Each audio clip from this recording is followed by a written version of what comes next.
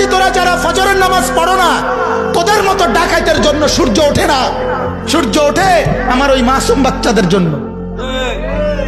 ওরা ফজরের আগে ওঠে, ওরা মালিককে দোয়া করে, মালিক তোমার রাত ভোর করে দাও।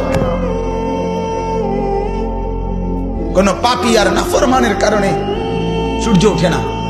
সুদখোর, ঘুষখোর, মদখোর, জিনাখোর, ব্যভিচারী, অবৈধ রোজগারকারী, গাঁজাখোর, ফেন্সিখোর, বাবাখোর, ডাইলখোর, এই ডাকাতদের কারণে সূর্য ওঠে না।